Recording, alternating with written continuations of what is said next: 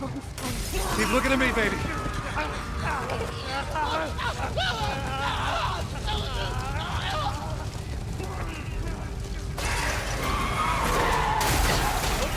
We're gonna get out of this. The Last of Us remains one of Naughty Dog's best works to date, and the developer hasn't shied away from milking this masterpiece to the fullest extent. Fans got a full-fledged remake of the game in the form of The Last of Us Part 1 last year, which has just made its way over to the PC platform. So how has the transition been? Are there any problems that you should know about? These are questions we'll try to answer with this feature as we break down this version of the highly anticipated release. The Last of Us Part 1's PC port has been developed by Iron Galaxy Studios, which is the same team that put out Batman Arkham Knight's infamous PC port back in 2015. Surprisingly, many of the issues that plagued that release are also present here. And what we get is a game where the technical inefficiencies mar down the merits by such a significant margin that it ends up being a frustrating experience.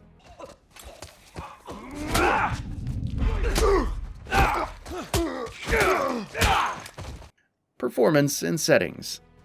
The game puts forth a strong first impression with a detailed suite of options to fine-tune the experience to your desires. The settings menu features dozens of options ranging from texture quality to volumetric particles and glossy shadows, among a host of other things. Clicking on each option gives you a comparison image on the right, which clearly shows the differences you can expect from choosing that particular option. There's also options for unlocking frame rate, a field of view slider, and full support for NVIDIA DLSS and AMD's FSR 2.0. But once you get into the game, you'll start to notice the real issues with this port.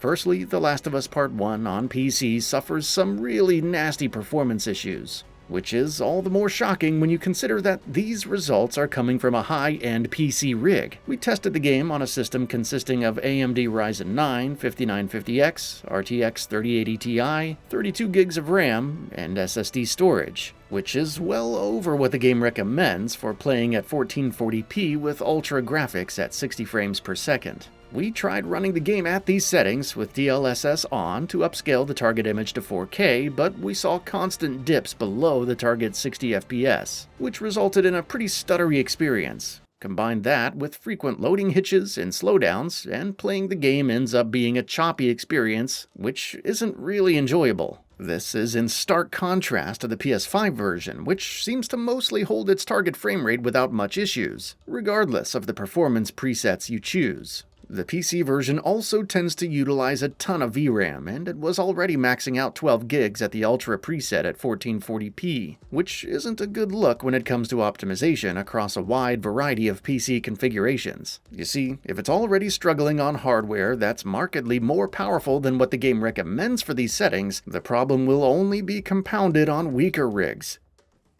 Comparison with PS5 and technical stability.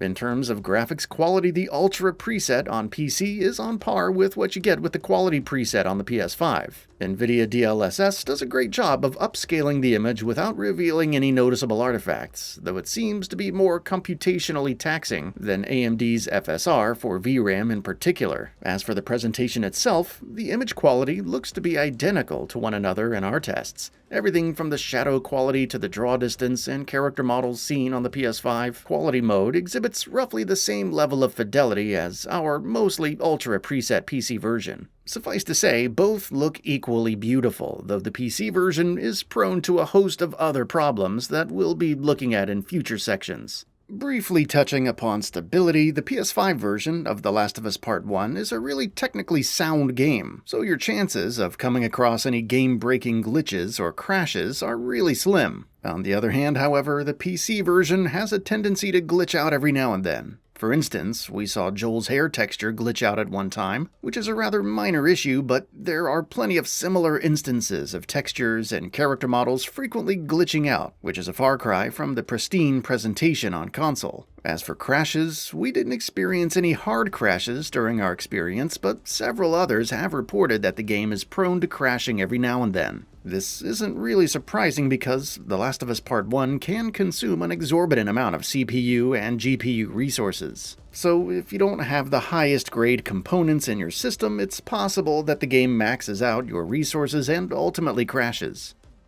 Load times.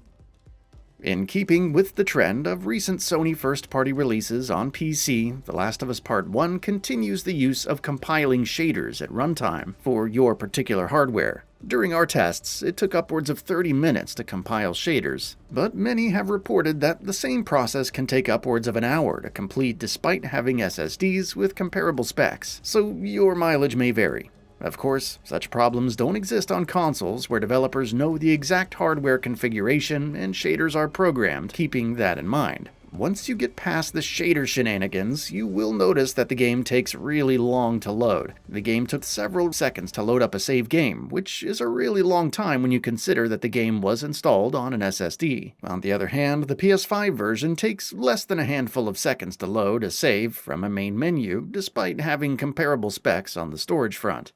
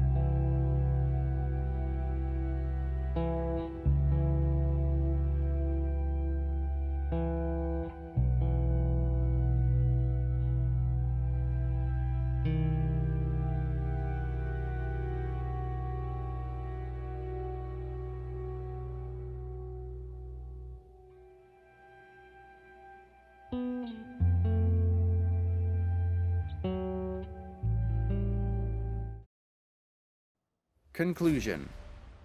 In conclusion, The Last of Us Part 1 on PC is a problematic port that shouldn't have been released in this state. The game isn't optimized in the slightest, and struggles to run on some of the most powerful hardware on the market. The load times are horrendous, and with several reports of frequent crashing and texture glitches, The Last of Us Part 1's PC version should be altogether avoided as of now. While Naughty Dog has promised that patches and hotfixes are incoming, the current state of the game is simply unacceptable. It would seem that Iron Galaxy Studios, who released Uncharted Legacy of Thieves collection on PC last year without any of these problems, would have figured out the porting process by now, but that's far from the case. All of this paints a really depressing picture for The Last of Us Part 1 on PC, where a masterpiece has been buried under a thick veneer of technical issues. For now, we can only hope that the game gets fixed soon enough, and fans get to experience what they paid for. That's all for now. If you enjoy what you saw, please hit the like button. And if you're new to the channel, now is a great time to subscribe. We upload brand new videos every single day. After subscribing, don't forget to enable all notifications by clicking the bell icon. Thanks for watching this video, and we'll see you next time, right here on Gaming Bolt.